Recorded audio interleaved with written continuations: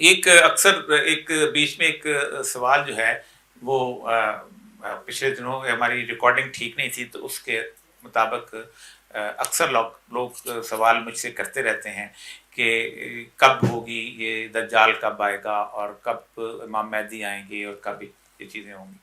دیکھیں، رسول اکرم صلی اللہ علیہ وآلہ وسلم کی کچھ احادیث سے لوگ استنباط لیتے ہیں کہ اس امت کی عمر کتنی ہے اور کب تک ہوگا۔ یہ ایک اندازہ ہے، پہلے بتا دوں اندازہ ہے، کیونکہ اللہ نے ایک فیصلہ کیا ہوا ہے کہ عالم الغیب اللہ کی ذات ہے۔ خود رسول اللہ سے فرمایا وہ یقولون متی ھذا الوعد ان کنتم صادقین، کہ جو لوگ پوچھتے ہیں اگر تم سچے ہو کب آئے گی گھڑی، قل انما العلم عند اللہ، ان سے کہہ دو کہ علم سارا اللہ کے پاس ہے، وانما انا نذیر مبین، میں کھلا کھلا ڈرانے والا ہوں تو تم کو۔ تو اس میں ایک کچھ احادیث سے، مثلا ایک رسول اکرم صلی اللہ علیہ وسلم کی حدیث ہے، آپ نے فرمایا کہ میری امت کی عمر جو ہے وہ 1/4 ہے۔ اگر 3/4 باقی امتیں تھیں تو 1/4 میری امت کی ہے، تو 3000 سال وہ بنتے ہیں تو لوگ 1000 سال اس کی ترتیب لگاتے تھے۔ دوسری آپ کی ایک حدیث ہے کہ جیسے عصر سے مغرب کا وقت جو ہے وہ میری امت کا ہے، باقی امت جو ہے وہ صبح سے لے کے شام عصر تک ان کا وقت تھا۔ اس سے بھی لوگ تعبیر نکال۔ جو سب سے اہم ترین تعبیر تھی وہ یہ تھی کہ ایک دفعہ حی اختب یہودیوں کا سردار تھا، وہ رسول اکرم صلی اللہ علیہ وسلم کے پاس آ گیا اور آ کے پوچھا آپ کی امت کی عمر کتنی ہے؟ تو آپ نے کہا الف لام میم۔ تو ان کے یہاں ابجد بڑا کامن ہے یہودیوں کے ہاں، تو اس نے ابجد میں سے گننا شروع کیا تو اس نے کہا کم ہے۔ آپ نے فرمایا الف لام را، اس نے پھر گنا، پھر آپ نے کہا کاف ہا یا عین صاد، پھر گنا، اس طرح آپ نے وہ اصول پڑھنے شروع کیے۔ کہتے یہ ہیں کہ کچھ دیر تک شاید پورے نہیں ہوئے یا پورے ہوئے تو چلا گیا۔ تو لوگوں نے پھر اس کے حساب سے، کیونکہ ظاہر بات ہے کہ رسول اکرم صلی اللہ علیہ وسلم نے اس کو اس کی زبان میں سمجھانے کے لیے، ابجد کی زبان میں سمجھانے کے لیے یہ بتایا تھا، تو کوئی تو چیز تھی جی، ورنہ تو آپ خاموشی اختیار کرتے۔ اس سے بھی لوگوں نے ترتیب کرتے کرتے لوگوں نے اندازہ لگایا کہ اعداد کے مطابق کہ باقی کے 1000 سال تک ہماری جو ہے عمر ہوگی۔ تو 1000 سال جب آیا تو اس تو مسلمانوں کا بڑا عروج کا زمانہ تھا، تو وہ تمام علامات جو رسول اکرم صلی اللہ علیہ وسلم نے بتائی ہوئی تھیں وہ تو پوری نہیں ہو رہی تھی، تو بڑی پریشانی ہوئی۔ پھر حدیث کے ذخیرے کو پھر ڈھونڈا تو اس میں آپ صلی اللہ علیہ وسلم کی ایک حدیث مل گئی کہ ہو سکتا ہے اللہ تبارک و تعالیٰ میری امت کی عمر میں آدھے دن کا اضافہ کر دے، اور آدھا دن جو ہے وہ قرآن کے اندر آیا تھا کہ اللہ کا جو دن ہے تمہارے 1000 سال کے مطابق دن ہے، تو آدھا دن تو 500 ہو گیا۔ تو ابھی کیا کون سا چل رہا ہے جی؟ 1443 بن رہا ہے۔ تو اس امت کی اس اندازے کے مطابق پھر میں کہوں گا 57 سال باقی رہ گئے۔ اس 57 سال کے اندر دجال کا جو آمد ہے، اب میں ترتیب بتا دوں ترتیب کیا ہے جو میری سمجھ میں ہے۔ ترتیب بنیادی طور پہ یہ ہے کہ سب سے پہلے جو ہے وہ یروشلم جو ہے وہ ہیڈ کوارٹر بنے گا دنیا کے اندر، اور وہاں پر لوگ دیکھیں بنی اسرائیل کی تمام تر چیزوں کے بعد اللہ نے جو سورہ بنی اسرائیل میں فرمایا ہے کہ ان کو ہم نے 2 دفعہ ہم تم پہ عذاب مسلط کیا، ایک دفعہ تو بخت نصر کا تھا، دوسری دفعہ کہا کہ دوبارہ گھسے اور تم نے نکال دیا، اور کہا کہ ہم نے تمہیں پوری وقطعناہم فی الارض امما، ہم نے تمہیں دنیا میں تقسیم کر دیا، کوئی یہودی ادھر چلا گیا، کوئی ادھر چلا گیا۔ پھر کہا جب قیامت کے قریب وجئنا بکم لفیفا، میں تم کو اکٹھا کر لوں گا۔ اب وہ اکٹھے بھی ہو گئے ہوئے ہیں۔ اب رسول اکرم کی احادیث کے مطابق وہ اکٹھے ہوئے ہیں تو وہاں پر وہ سینٹر سٹیج بن جائے گا یروشلم۔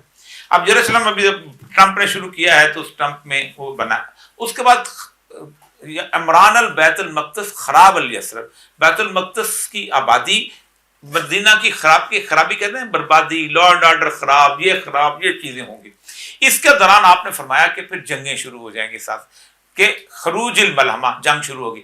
اب جب مدینہ میں ویرانی اور خرابی آئے گی تو اس خرابی کے ساتھ ایک اہم ترین بات یہ ہوگی کہ ایک شخص وہاں رہنے کے قابل نہیں، نون آدمی ہوگا کوئی، وہ بھاگ کے مکہ شریف تشریف لے آئیں گے۔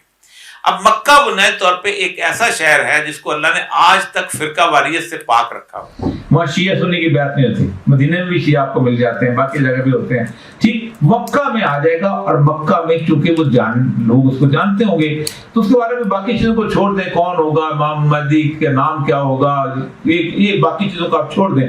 تو وہ جب وہاں پر آئے گا تو لوگ ان کو پہچان لیں گے اور لوگ کہیں گے آپ ہماری قیادت کریں، آپ اس قابل ہیں کو لے کے آئیں گے۔ تو وہ عام سا आदमी नहीं होगा, ज़ाहिर बात है, उसको लोग जानते होंगे, कम से कम उस इलाके के लोग जरूर जानते होंगे, तो उनकी जबरदस्ती बैत की जाएगी, वो मानेंगे नहीं। ये भी एक बात बड़ी तय है कि इमाम मेहदी का ये नहीं कि परचम लेके उठेंगे कि मुझे अल्लाह ने भेज दिया, मुझे ये कर दिया, मैं आगा ना, जबरदस्ती बैत होगी। बैतुल शजर अस्वद और रुकने जमान नहीं करेगा। जैसे ही इस बैत का पता चलेगा तो लोग इकट्ठा होने शुरू होंगे। तो शाम में एक शख्स हुक्मरान होगा बनु कल्ब से, और आप सल्लल्लाहु अलैहि वसल्लम, मैं उसके घोड़ों के रंग भी जानता हूं और उनके माँ बाप के नाम भी जानता हूं, यहां तक की हदीस है। तो शाम में दार बात है वो हुकूमत होगी, तो वो कहेगा कि ये एक नया फितना उठ रहा है, इसको जाके हम रोकें। तो शाम से एक लश्कर रवाना किया जाएगा उस शख्स के लिए, और जब वो लश्कर रवाना होगा तो वो लश्कर कहाँ पहुंचेगा? बैदा का मकाम। ये मदीना से आए तो पहले, शाम से आए तो पहले मदीना आता है और फिर मक्का आता है। ये मक्का और मदीना के दरमियान में, तो अचानक जमीन धसेगी और धस के उसके नीचे वो लश्कर जो है वो गर्क हो जाएगा अचानक। खसफ कहते हैं आप सल्लल्लाहु अलैहि वसल्लम ने फरमाया। ये एक वाहिद अलामत है जो बताएगी कि ये मेहदी है, ये वो शख्स है। और अल्लाह फरमाते हैं कि हम मेहदी की एक रात के अंदर इस्लाह कर देंगे, मैंने उसको आलमी अमूर सिखा देंगे, साकी से। इसका एक मिसाल आसान तरीन मैं आपको बताऊं, हजरत दाऊद अलैहिस्सलाम जो थे वो चरवाहे थे, और तालूत और जालूत की लड़ाई में उन्होंने, आपको याद होगा कि उसको जो मारा है उन्होंने, उसको तालूत को मैं ख्याल है, तो उसको उसकी आंख में जो, क्योंकि वो बहुत अच्छा निशाना लगाते थे जबरदस्त किस्म का, उस निशाने की वजह से वो शेर की खोपड़ी फाड़ देते। तो उसके बाद अल्लाह कहते हैं कि हमने फिर उसको एक रात में हिकमत भी अता कर दी और बादशाहत भी दे दी। तो वो वाली कैफियत होगी। वो फिर जब पता चलेगा कि ये आ गया, तो फिर खुरासान से लश्कर जो है झंडे उठ के उधर जाएंगे, इधर नहीं आएंगे, उधर जाएंगे। और फिर वो उनको गौता के मकाम पे, शाम के दमिश्क के 10 किलोमीटर दूर वो हेडक्वार्टर बनेगा। फिर वो कहते हैं एलिया में गाड़ दिए जाएंगे, यानी बैतुल मक़दस में झंडे गाड़ दिए जाएंगे। जब वो झंडे गाड़ेंगे फिर वहां से लश्कर आएगा जहाज हिंद के लिए। ये है पूरी तरतीब। हम इंतजार करें, हमारा रोल जितना है उतना ही रखें। लीडर बनने की जरूरत नहीं, लेने फैटफ से जाकर रसीदें और बनना लीडर आपकी नजर, उनकी नजर। है जी। आपकी अच्छा जी, बिस्मिल्लाह।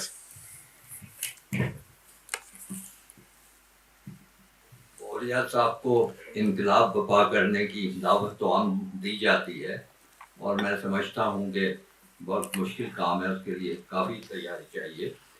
लेकिन एक मैं भी इनसे दरख्वास्त करूँगा कि ये जो तौहीन रसालत का मामला हुआ है और उस पर किसी दीनी जमात ने कुछ शोर नहीं किया, हुकूमत की तरफ से भी स्वाय घिसे पिटे बयान आए हैं, मैं समझता हूँ कि इनकी तरफ से ये आवाज़ उठाई जाए कि तौहीन रसालत के खिलाफ एहतजाज किया जाए मुल्क की सतह पर।